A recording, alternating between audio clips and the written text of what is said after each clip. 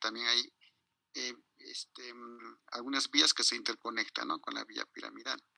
Entonces, para el funcionamiento de la vía extrapiramidal, pues son varios procesos en los cuales hay incluso una estimulación a nivel de lo que son los ganglios basales por la corteza cerebral, o sea, por la vía motora, y nuevamente no hay conexiones que vuelven a la vía motora para que el movimiento ya sea más coordinado.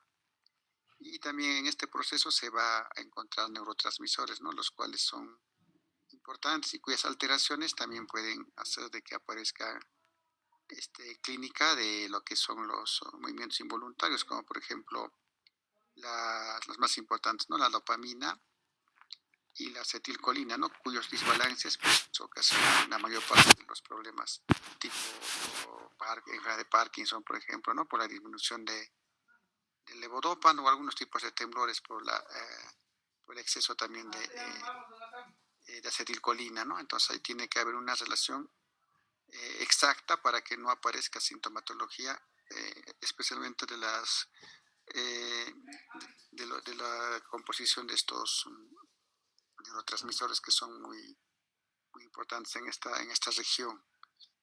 El incluso pues se puede incrementar la dopamina con medicamentos, ¿no? En el caso del Parkinson, lo que ocurre con los medicamentos como son los que van a incrementar la producción de dopamina o los dopaminérgicos, ¿no?, como la levodopa. Siguiente.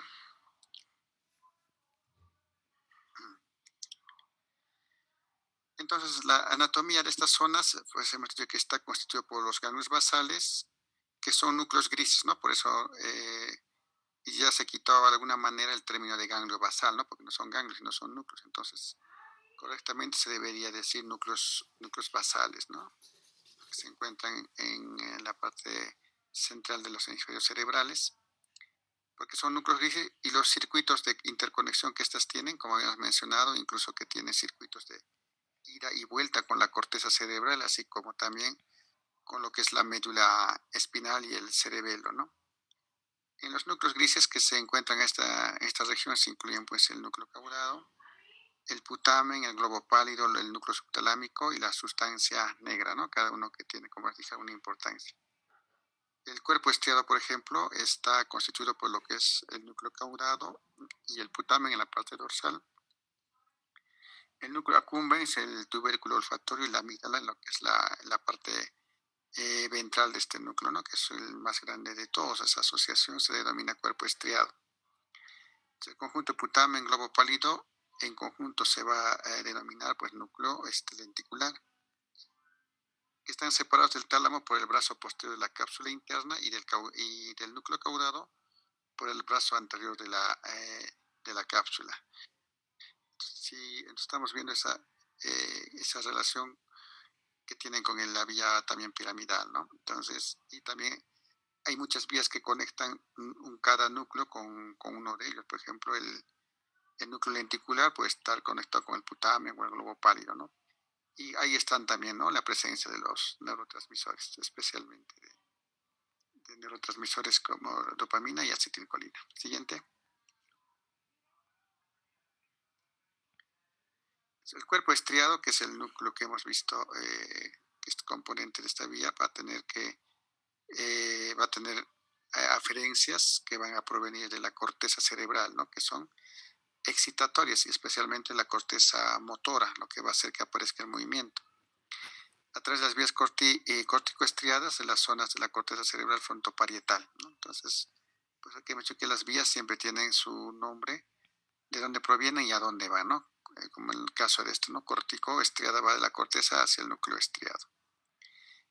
Los núcleos intralaminares del tálamo, la sustancia negra y los núcleos del rafe mesencefálico también son aferencias, ¿no?, que provienen del tálamo básicamente hacia los núcleos basales. Para la producción de algunos movimientos son importantes pues, los sistemas que descienden desde las estructuras subcorticales, ¿no?, como son, por ejemplo, el haz rubroespinal, el haz vestibuloespinal, el haz tectoespinal y el haz reticuloespinal, ¿no? Entonces, algunos se encargan de producir movimientos, lo que es en las extremidades, especialmente de miembros superiores y a otros también a nivel de interconectados con otros núcleos, como el núcleo del octavo, ¿no? El núcleo vestibular, el cual también, si vemos, por ejemplo, sus alteraciones pueden producir alteraciones en el movimiento, como una presencia de un signo de Romber o algunas dismetrías que son propias de daño a ese nivel. Siguiente.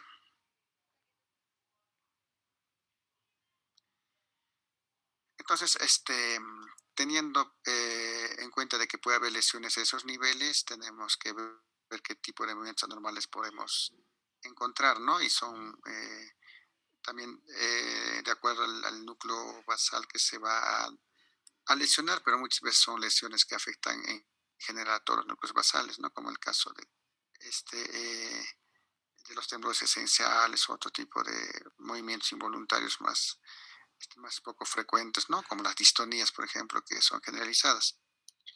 Entre los trastornos de movimiento tenemos, pues, voluntarios, automáticos. En los voluntarios tenemos los hipercinéticos, o sea, el aumento del movimiento, como puede ser un temblor, ¿no? O también el hipocinético, ¿no? Como las bradicinesias. Automáticos es una pérdida de la mímica emocional, desaparición de movimientos asociados, ¿no? En este, en este tipo vamos a, el principal problema que se ve en lesiones de los ganglios basales que va a tener toda esta sintomatología es pues el síndrome parkinsoniano y especialmente la enfermedad de Parkinson, ¿no? Ahí vamos a ver movimientos más que todo hipocinéticos, pero también hipercinéticos, porque temblor es hipercinético y la bradicinesa es hipocinética. Y como también automatismos, ¿no? Como pérdida de la mímica facial, etc. También vamos a ver trastornos del tono. En este caso vamos a ver más que todo hipotonías y en algunos casos excepcionales hipertonías por lesión en los núcleos basales. Y en los trastornos de la postura, especialmente las distonías, ¿no? Que pueden ser focales o generalizadas, pero en sí las distonías más frecuentes son las focales, ¿no? Que van a hacer de que haya un trastorno en la postura, ¿no? Un ejemplo, siempre la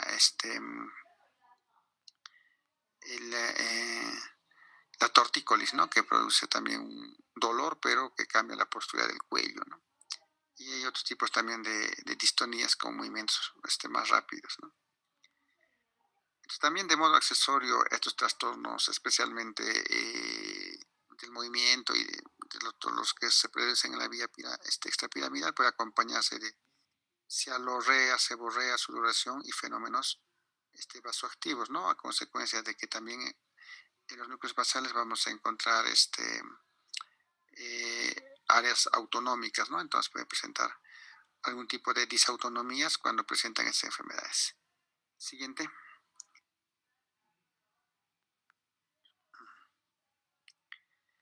Entonces, viendo primero los trastornos del movimiento, vamos a ver que en sí los más importantes son la hipocinesia o también llamada bradicinesia, ¿no? O sea, en este caso hay disminución de los movimientos. Se caracteriza por dificultad en la iniciación y ejecución de un movimiento voluntario, ¿no? En este caso hay una pobreza y lentitud global para poder realizar un movimiento. Hay hipomimia o inexpresividad facial, ¿no? La cara se vuelve, como se describe, ¿no? Con una cara de jugador de póker, o sea, que es sin presentar cambios, ¿no? Con las emociones se mantiene siempre el mismo, igual, ¿no? Esa cara. Puede haber falta de movimientos asociados, como por ejemplo el balanceo de brazos al caminar, ¿no? Y la micrografía, reducción del tamaño de la escritura, ¿no? Todo eso a consecuencia de la hipocinesia o bradicinesia. Y todas estas características vamos a encontrar tanto en la enfermedad de Parkinson como en la enfermedad de Huntington, ¿no? Que son dos patologías que afectan justamente a los núcleos basales, ¿no? Ambas pues de carácter degenerativo. Obviamente que la enfermedad de Huntington es mucho más hereditaria, ¿no? Que hace de que haya lesiones de este nivel. Pero en sí las lesiones pues en ganglios basales tienen esas características en el movimiento disminuido, ¿no? Que son la hipocinesia y la bradicinesia. Siguiente.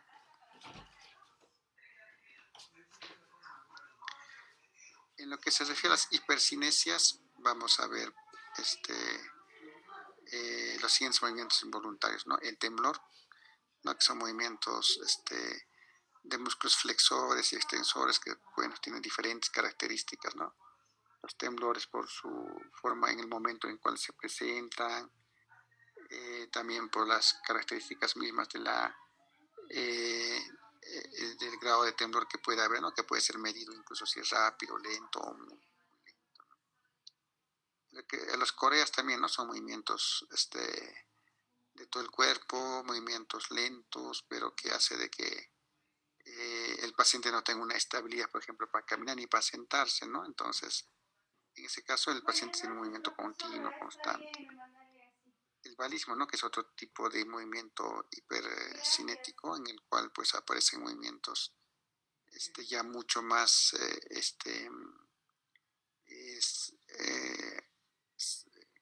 movimiento de todo por ejemplo, el miembro superior, ¿no? Que va a producirse desde el brazo, como una especie de lanzar algo, ¿no? El lanzamiento de una bala, pues se denomina balismo, en el cual pues principalmente va a haber incluso lesiones de músculos, de ligamentos, ¿no? A consecuencia de dolor que puede ser muy, muy fuerte, muy intenso.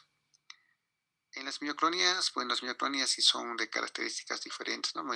Movimientos de la articulación tipo sobresaltos, también no generalizadas, pero muchas veces pueden presentarse por lesiones de la corteza y caracterizarse como una epilepsia mioclónica, ¿no? O como movimiento involuntario también a consecuencia de lesiones en los ganglios basales o también en la médula espinal. O sea, la mioclonía, a diferencia de otros movimientos, pues puede producirse en otras partes más del sistema nervioso central y no solo en los núcleos basales, ¿no? Y los tics, pues son movimientos en los cuales aparecen en forma involuntaria, pero son más controlables, ¿no? Cuando un paciente se concentra, pero apenas tiene una sensación de que tener eh, algún estrés, algo quiere, se produce el movimiento involuntario, ¿no? Algo se acompaña incluso de algunas palabras. El temblor es rítmico y es alternante, ¿no? El core es irregular, al azar, semidirigido por diferentes partes del cuerpo. El balismo, pues, es súbito, ¿no? Amplio, enérgico. A menudo involucra toda una extremidad, ¿no? Como lanzar una bala. Por eso se producen lesiones incluso.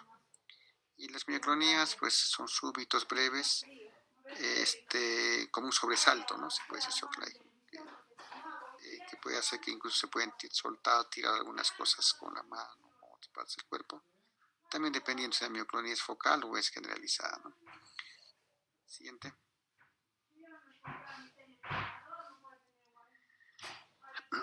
Bueno, con lo que se refiere a los temblores, vamos a ver que son movimientos involuntarios, oscilatorios, rítmicos, regular en amplitud y frecuencia, ¿no?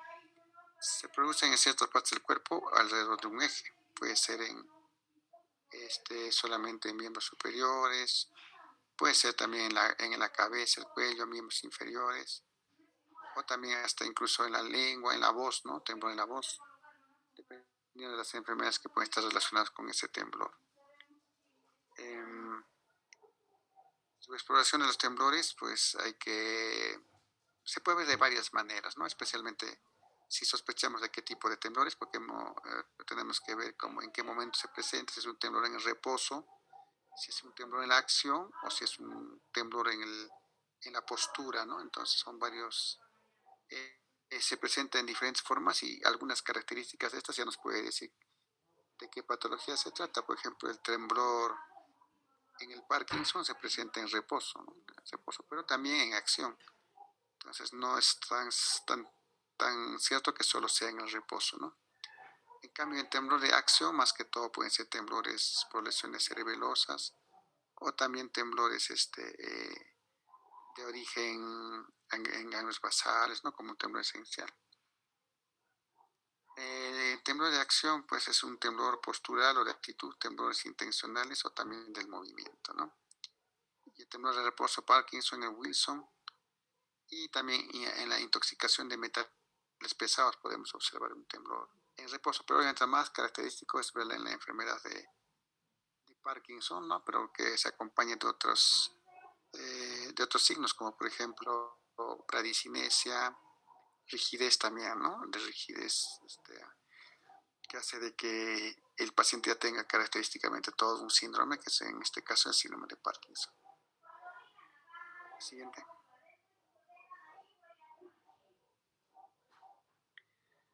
Bueno, son las pruebas para determinar el tipo de temblor, ¿no? Que podemos ver. Obviamente el temblor lo vamos a observar hasta el paciente que ingresa, ¿no? Al consultorio, donde lo veamos. Si es en reposo, pues se notará desde el principio, ¿no? Entonces, para ver en qué momento se produce el temblor, podemos hacer que el paciente se siente tranquilamente y ponga las manos sobre las piernas, ¿no? Y ver si es que hay un movimiento, ¿no? Luego también podemos hacer que el paciente haga un juramento de Barré y ver en qué momento está temblando. Incluso en ese momento se le podría poner una hoja de papel, ¿no? Encima de la mano para ver hasta qué punto se mueve. Y si es que hay un temblor muy marcado, porque a veces son temblores muy leves, pero cuando se le pone una hoja de papel se nota cómo se mueve, ¿no? Si es muy fino, si es amplio, pues se ve de esa manera, ¿no? Luego también hay que ver si en ese caso, cuando hay los temblores, puede haber también dismetrías, ¿no? Para ver si el temblor puede ser de origen cerebeloso. Entonces hay que hacer la evaluación de lo que es dedo-nariz y también dedo-dedo, ¿no? Con el del paciente. Y la otra forma es agarrar un vaso con agua, que el paciente lo levante y primero, ¿no? Con una mano y luego con la otra y ver si es que está moviéndose mucho y si hay un temblor. El de la hoja de papel es más o menos similar, solo que es mejor realizarlo en el juramento de Barré con el papel. En cambio, el vaso de agua, pues tiene que realizarse uno por uno en ambas manos y comparar también cuál se mueve más, ¿no?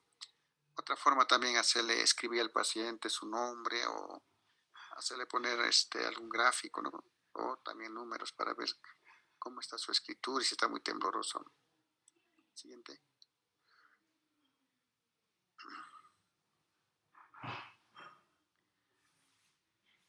Lo que respecta al corea, pues son sacudidas musculares rápidas e irregulares que ocurren en forma involuntaria y también son impredecibles, ¿no?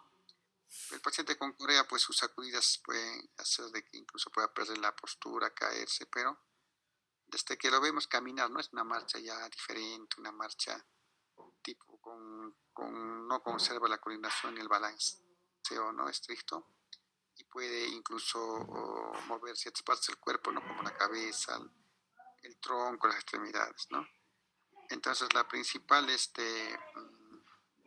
enfermedad que produce corea es pues, la corea de Huntington, pero otros tipos de patologías también que pueden producir movimientos tipo coreicos. Entonces, estas coreas carecen de ritmo e intencionalidad. El movimiento pues, no es igual siempre, puede ser por momentos más intenso, en otros momentos no tanto, ¿no?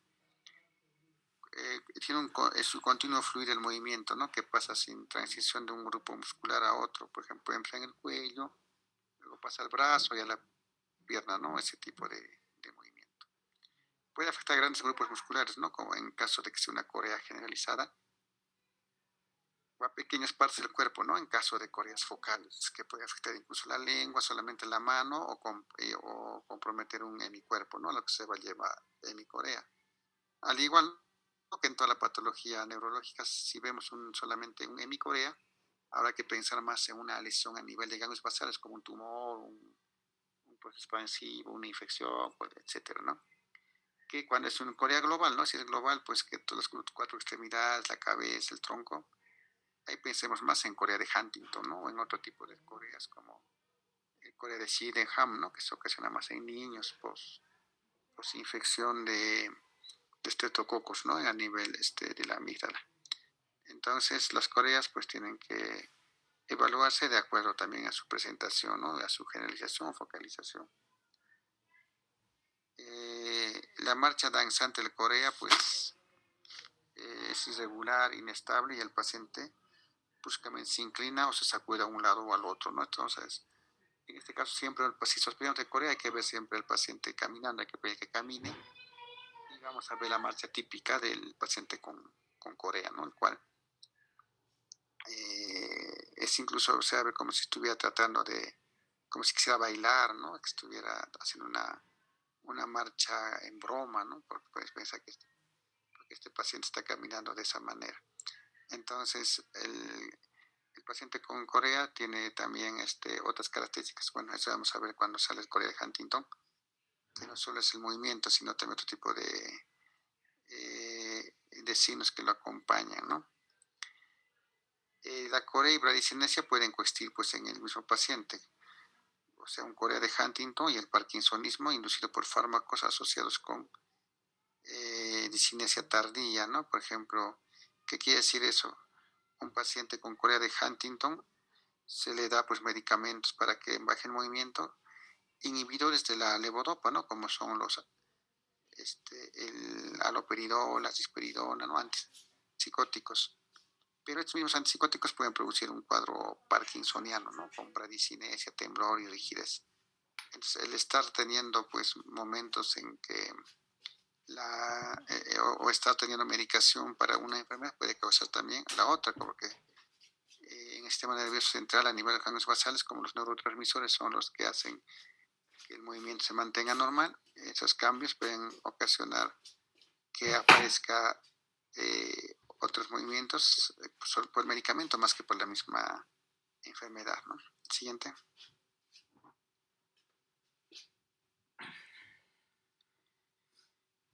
En el balismo hemos dicho que es una corea pues unilateral, pero con mayor movimiento, ¿no?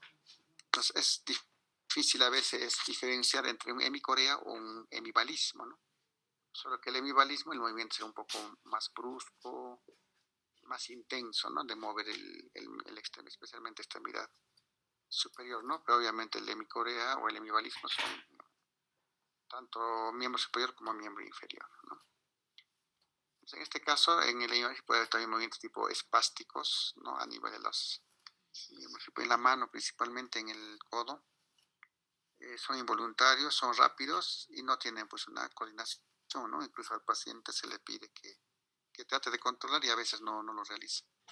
También es importante mencionar, ¿no? Que la mayor parte de los movimientos involuntarios desaparecen durante el sueño, ¿no? No se producen, por ejemplo, los coreas, los hemibalismos, los mismos temblores en el Parkinson, pues cuando el paciente está dormido no están presentes, ¿no? Desaparecen todos esos movimientos, ¿no?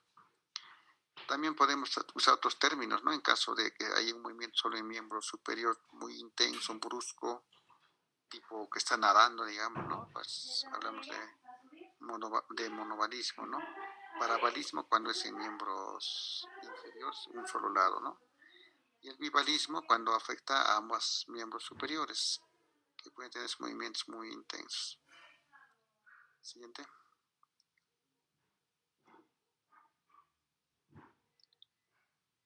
En el caso de las mioclonías, pues son sacudidas intensas, fuertes las articulaciones, ¿no? Sacudidas mioclónicas, son contracciones musculares bruscas, rápidas, involuntarias de un segmento corporal, ¿no?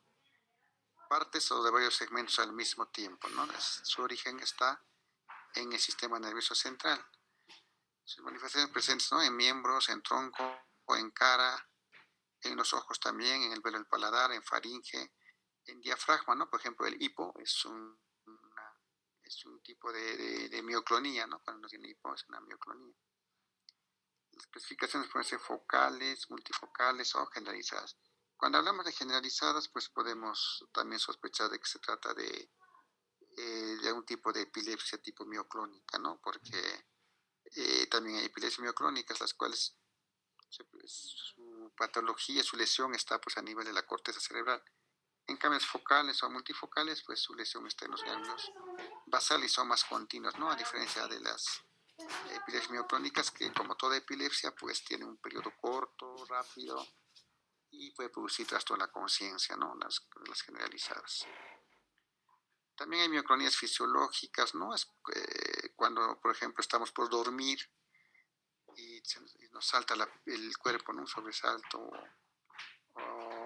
Obviamente pueden ser también patológicas si son muy frecuentes o o dura mucho, o en la noche se presentan en forma continua, ¿no? Pero si es un rato y solo al estar empezando a dormir o en el sueño también algunas mioclonías son normales, ¿no? Fisiológicas, ¿no? Mioclonías esenciales también algún tipo de mioclonía, el cual tiene un carácter genético, ¿no? Se presenta con mioclonías en forma generalizada, pero pues no son muy frecuentes, ¿no? El mioclonía epiléptico, como habías mencionado, lesiones en la corteza cerebral, ¿no? Puede confundirse con otro tipo de mioclonías, pero en este caso son pasajeras rápidas y deja pues trastorno de conciencia. Y las mioclonías sintomáticas, ¿no? Son aquellas que se evidencian por lesiones, un tumor, por ejemplo, en ganglios basales, pues que está produciendo mioclonías, o también alguna secuela de lesión a nivel de la médula, ¿no? Por las conexiones que existen entre la vía, por ejemplo, rubro espinal. Siguiente.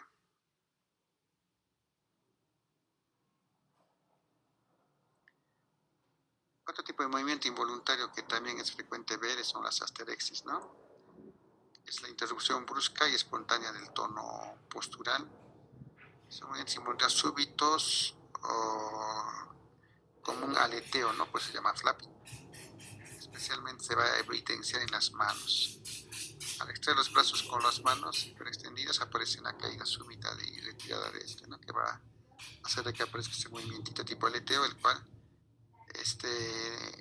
se va a evidenciar en algunos tipos de encefalopatías metabólicas, ¿no? Por aumento de la toxicidad a nivel del cerebro, y especialmente en las encefalopatías hepáticas, donde es una evidencia de que ya hay una afectación a nivel encefálico, ¿no? De larga data, aparece este flapping, ¿no? Junto con otros signos de, por ejemplo, la cirrosis, ¿no? Como ictericia, ascitis, etcétera, pues hay que buscar también un flapping, nos dice de que el trastorno es de mucho tiempo. También puede aparecer en el síndrome urémico, ¿no? Pacientes que están en diálisis o que no están controlando su urea y sus creatininas están también altas, puede producir se puede producir flapping en ellos, ¿no? En otros también, ¿no? En algunos trastornos endocrinológicos como el hipotiroidismo o el hipertiroidismo de larga data sin tratamiento aparece también flapping. También se puede hacer esa maniobra en los pies, ¿no? No solo en las manos, y ver si es que hay una respuesta, pero más frecuentemente se ve en manos. Siguiente.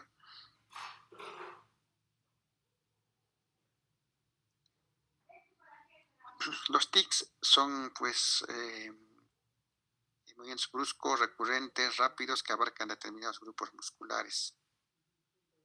Percibido por el paciente con una necesidad irresistible de producir el movimiento, ¿no? O sea, cuando hacen ese movimiento, el paciente con TIC siente un alivio de la molestia que le puede estar causando, ¿no? Esa sensación, entonces hace el TIC y se queda más tranquilo.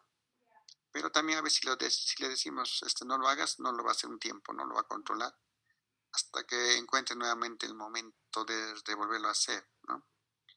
Los tics pueden ser también vocales, como sonidos o palabras, como un ladrido, un gruñido, un silbido, una tos también, ¿no? Pues, esos tipos de tics, o sea, no siempre son movimientos de los ojos o el hombro, etc.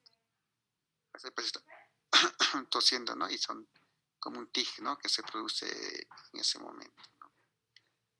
Eh, eh, Pueden ser también tics complejos, ¿no? Como por ejemplo palilalia, ecolalia, coprolalia, ¿no? O sea, hasta tics donde pueden agarrar heces y meterse a la boca, pues, ¿no? O meterse el dedo al ano y también en niños, ¿no? Principalmente ponerse a la boca, ¿no? Como una cuestión que le causa tranquilidad, ¿no? A sus ansias de ese momento. Los tics motores pueden ser simples o complejos. Los simples son localizados en pequeños grupos musculares, ¿no? Como por ejemplo en los hombros, ¿no? Mueven los hombros, o también en los músculos de los auriculares, ¿no? Pues se cierran el ojo a cada rato, ¿no? Están cerrando y abriendo el ojo a cada momento. O también complejos, ¿no? Que son secuencias repetitivas de movimientos coordinados. Por ejemplo, empiezan con movimiento en el cuello, luego el hombro y todo el tronco, ¿no? Lo mueven entonces. Eso también son movimientos ya más complejos. Pueden haber tics acompañados, ¿no? De lo que es vocales y motores, ¿no? Especialmente en el síndrome de Tourette, ¿no? Que es que es que se caracteriza por eso, ¿no? Ser tics complejos tanto vocales como motores. Siguiente.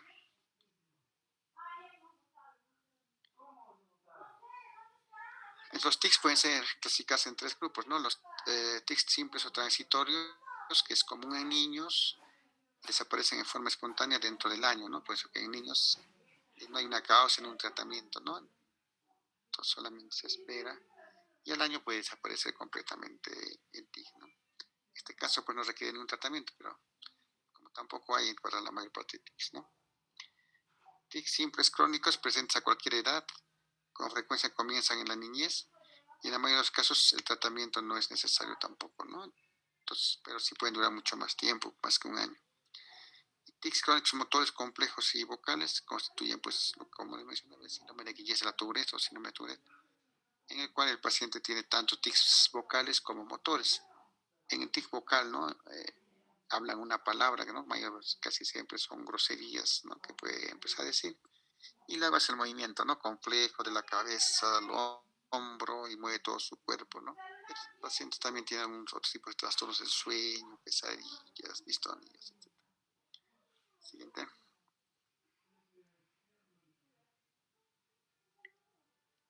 Ahí está justamente hablando del síndrome de Guillain-Barré, pues son tics motores crónicos que comienzan en la cara, luego se generalizan al tronco y los miembros, ¿no? Se están asociados con trastornos psíquicos, comportamiento fóbico, obsesivo compulsivo, ¿no? Pacientes psiquiátricos, los pacientes con déficit de atención, agresividad sexual o automutilación, ¿no? Que tienen ya trastornos de conducta desde muy pequeños, pero que es ese tipo de tics.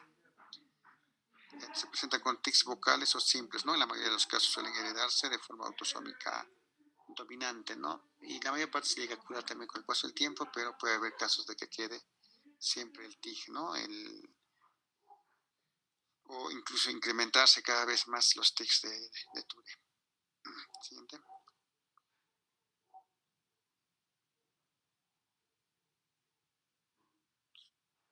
Bueno, y ahora, en lo que son los trastornos del tono, pues como mencionamos, hay hipotonías e hipertonías, ¿no? En lo que se refiere a la hipertonía, es pues, el aumento del tono muscular que acompaña algunas enfermedades hasta piramidales y se va a denominar rigidez. Eso hemos dicho siempre, ¿no? Que cuando hay un aumento del tono por lesión de la vía piramidal se llama espasticidad. En cambio, cuando es la vía extrapiramidal se llama rigidez. Y en este caso vamos a ver el signo de la rueda dentada, ¿no? Cuando hacemos la evaluación del tono muscular. Y también en la rigidez se observa pues lo que es el aumento del tono y al separar, ¿no? Esa ruedita dentada. Las enfermedades extrapiramidales que cursan con hipertonía tenemos en el caso de la degeneración hepatolenticular, ¿no? Que es por una lesión del hígado y produce incremento de componentes que el hígado no puede no la puede metabolizar y va a producir un daño a ese nivel, ¿no? del núcleo lenticular y va a haber espasticidad muy marcada. En el enfermedad de Hanover-Spatz, ¿no? Que es una hipertonía marcada, pero también con distonías, en el cual produce pues, más que todo genético, ¿no? Con trastornos genéticos de los ganglios basales. Pero en la época de los nazis, pues los nazis hicieron experimentos, ¿no? Donde estimulaban los ganglios basales y hacían que aparezcan los mismos signos, ¿no? Como hipertonía y distonías. Por eso que hace poco le han quitado ese nombre, ¿no? De Hanover-Spatz, porque era un nazi que experimentó con judíos, ¿no? Haciéndoles, en vivo les metían algunos tipos de agujas a nivel de los ganglios basales para ver qué tipo de síntomas podía producir. Por eso que se quitó, ahora se llama solo distonía generalizada, tipo, ahorita no me acuerdo, pues con el nombre de gencito que tiene, ¿no? Y obviamente la enfermedad de Parkinson, ¿no? Que afecta a grupos musculares amplios, puede ser generalizadas, más que todo, y también de ambos lados, ¿no? ¿Qué características tiene un paciente con hipertonía? Pues hay cabeza y tronco inclinados hacia adelante por el aumento del tono en el cuello, brazos aducidos a ambos lados del cuerpo, ¿no? Por el aumento del tono muscular a ese nivel, codos y rodillas parcialmente flexionados y muñecas algo extendidas con los dedos bastante flexionados, ¿no? Entonces eso habla de una hipertonía en la enfermedad de Parkinson. Siguiente.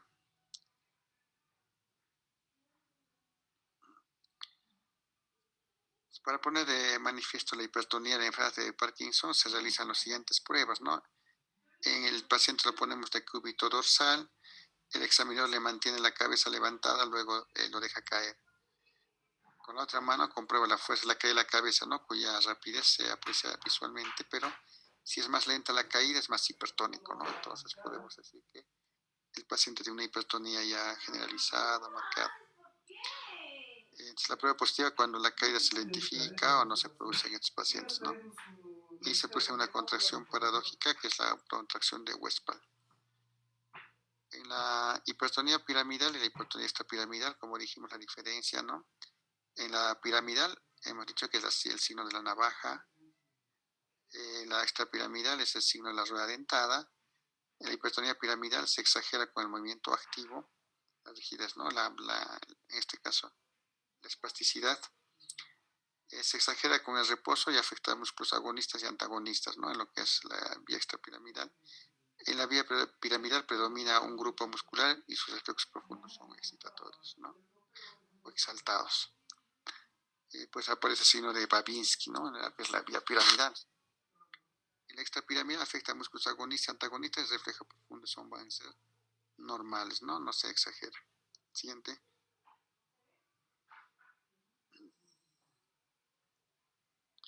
Bueno, después de ver todas las características de la vía extrapiramidal, tenemos como claro ejemplo la enfermedad de Parkinson, ¿no? Que es la enfermedad típica de una lesión en la vía extrapiramidal. La enfermedad de Parkinson es un proceso crónico, progresivo, provocado por la degeneración neuronal de la sustancia negra, lo que conlleva la disminución de los niveles de dopamina a nivel cerebral principalmente, ¿no? Entonces, el comienzo de esta enfermedad puede ser insidiosa, ¿no? Empezar con algún tipo de aumento del tono muscular en una extremidad o un temblorcito muy leve. Pero la mayor parte empieza con temblores, ¿no? El 75% de los casos tienen siempre temblor. Pero no son todos, ojo, ¿no? La bradicinesia, que es el enlentecimiento de los movimientos, también se presenta en el paciente con Parkinson, al igual que la asinesia o dificultad para realizar los movimientos. La hipocinesia, la reducción de la amplitud de los movimientos, ¿no? Que se puede evaluar también. Entonces, lo que es la enfermedad de Parkinson, en la vía extrapiramidal hay rigidez, hay alteraciones de reflejos posturales, hay afectación de la estabilidad y equilibrio, y hay trastornos cognitivos y neurológicos, ¿no? Neuropsiquiátricos. Más adelante el paciente acaba también con una demencia tipo subcortical, ¿no? Parecida a una demencia de Alzheimer. Siguiente. En lo que respecta a la hipotonía, pues es una disminución del tono muscular.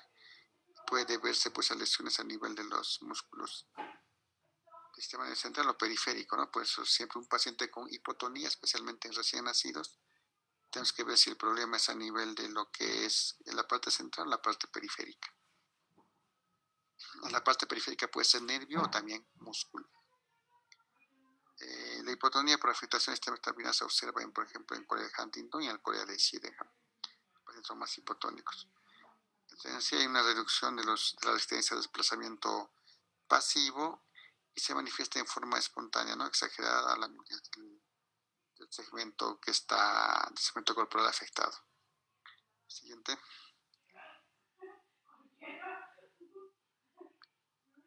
Otros trastornos pues son de la postura también. En este caso vamos a llamarlos distonías, que son contracciones musculares sostenidas y se expresa clínicamente por postura anómala o movimientos repetitivos de torsión. En la postura distónica, la deformidad postural por lo común es la torsión sobre un eje del segmento corporal afectado. Los movimientos que acompañan al fenómeno postural pueden ser el temblor distónico o también los tics distónicos, ¿no? Como he mencionado, se producen máximo en la primera semana, ¿no? Las posturas distónicas, por lo común, ahora también has mencionado que hay tics distónicos, ¿no? Los tics que aparecen con las distonías. Y también puede haber tics distónicos reflejos, ¿no? Al estimular una parte aparece ese movimiento tipo tic. Otro movimiento tipo distónico es la tetosis, ¿no? Que son movimientos distónicos involuntarios, lentos, sinuosos, ¿no? Con contorsiones actantes en la porción distal. O sea, prácticamente en los dedos se presentan las atetosis, ¿no? Movimientos tipo, como si estuviera reptando, ¿no? El dedo y con algunos tics también o de movimientos en esas zonas. Las posturas distónicas fijas que se presentan en ciertas afecciones de los ganglios basales son distonía flexural en enfermedades de Parkinson, ¿no? Que se puede presentar como una contracción hacia atrás del cuello.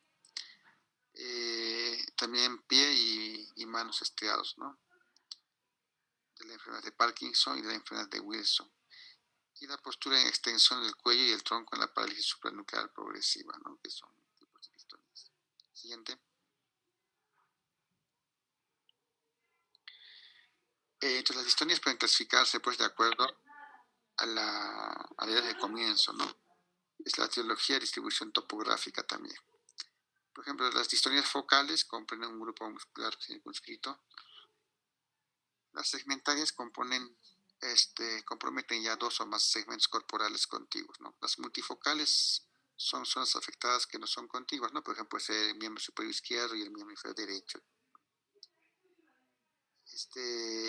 Las hemidistonías tienen un componente de un hemicuerpo, ¿no? Y las generalizadas comprometen el tronco y el miembro, ¿no? Entre las causas pues son múltiples distonías, ¿no? Las encefalopatías perinatales, ¿no? Los niños con parálisis cerebral hasta tienen parálisis cerebrales distónicas, ¿no? Con una postura irreversible.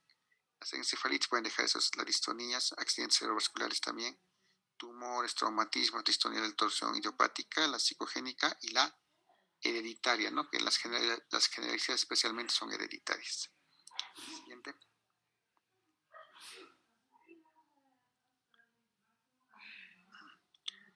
Entonces, para todo lo que es la vía extrapiramidal, pues al igual que en todas las enfermedades, tiene que ser una buena historia clínica, ¿no? La anamnesis, por ejemplo, es importante en estos casos, que puede sugerir la causa subyacente e influir en el pronóstico. Por ejemplo, si dice si ha sido agudo, no podemos sospechar de un evento vascular, ¿no? ACV, hemorrágico, si es crónico, un tumor, etcétera, ¿no? Entonces, por eso la edad de comienzo y cuando empezó, pues es importante. El modo de comienzo, ¿no? De postura distónica del niño o adulto joven, ¿no? Se debe a reacciones inducidas por fármacos a veces. Comienzo gradual en adolescente, distonía de torsión idiopática o también la enfermedad de Wilson, ¿no? En la evolución veremos si es cada vez más intenso, la distonía está aumentando, incrementándose, muchas veces ya puede acompañarse de dolor, ¿no? Hay fármacos que producen distonías como la fenotiacinas, las putiferononas, las generalmente síntomas anormales, ¿no? Y la discinesia puede ser incluso irreversible muchas veces. Otros medicamentos anticonceptivos o la levodopa que se usa en el Parkinson también puede dar distonía. La fenitoína, ¿no? Que se usa en la epilepsia también, ¿no? Que pueden presentar discinesias irreversibles o también reversibles. Las distonías, pues hemos visto que hay muchos casos hereditarios, pues es importante conocer los antecedentes familiares, algunos trastornos hereditarios de base, presencia de temblor esencial, enfermedad de Huntington o el síndrome de Tourette, ¿no? Que obviamente va a acompañar a los pacientes. Siguiente.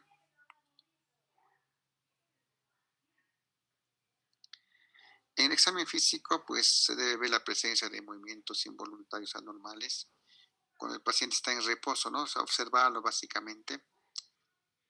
O también ver que al extender, cuando hagamos la evaluación de la fuerza, pedimos que extienda el brazo, ¿no? Y por ejemplo, ya podemos darnos cuenta que hay una invalidez, una distonía también, ¿no? Si puede realizar acción sostenidamente, pruebas especiales para evaluar el sistema extrapiramidal girar sobre el mismo, en el paciente parado, para ver si está bien su coordinación.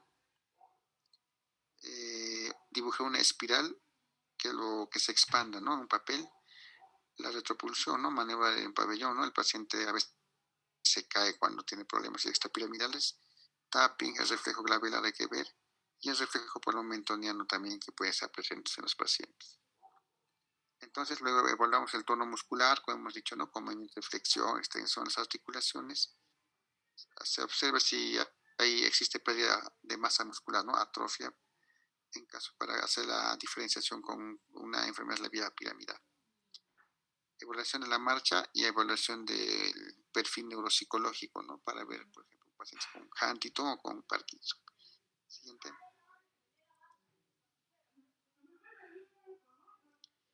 Bueno, en exámenes complementarios depende mucho de lo que pensemos. En enfermedad de Wilson, por ejemplo, simplemente con la determinación de cobre ya tenemos el diagnóstico. El laboratorio sanguíneo puede revelar disfunciones hepáticas o, ¿no? en la enfermedad de Wilson que están relacionadas con la enfermedad de Wilson, la degeneración hepatocerebral adquirida, ¿no? El hipotiroidismo, también las hipocalemias como causas de Corea. El encefalograma básicamente se hace para ver mioclonías, si son tipo de epilepsia o son otro tipo de mioclonías, ¿no? Y esto por imágenes, la tomografía computerizada y la resonancia magnética, ¿no? En este caso, en la resonancia es lo ideal, ¿no? Porque puede haber tumores asociados a discinesias o distonías. Puede haber atrofia de los núcleos caudados, ¿no? En la enfermedad de Huntington, pero en fases avanzadas. Puede haber anomalías en ganglios basales en la enfermedad de Wilson, ¿no? Captación, incluso como un problema metabólico. Y también importante los estudios genéticos, ¿no? En caso de distonías, básicamente, identificar los genes de determinar otras enfermedades hereditarias como movimientos anormales para poder decir que es la causa de su problema. Siguiente. Bueno, eso es. Sí, Marcelo, es todo. Y ya. Bueno, el otro día dijimos que no había clase el viernes, pero vamos a hacerlo también virtual para terminar. Y nos queda todavía una clase el 6, así que eso va a ser presencial, ¿ya? No hay problema de los temas. Entonces el día viernes sería también a las 7, sí, a las 7 de la noche, pues una horita hacemos virtual, ¿ya? Está bien, el día viernes que hacemos presencial, tenemos sí. pensado hacer un tema. La última, sí. Ok, está bien. Ya listo. Listo, chicos.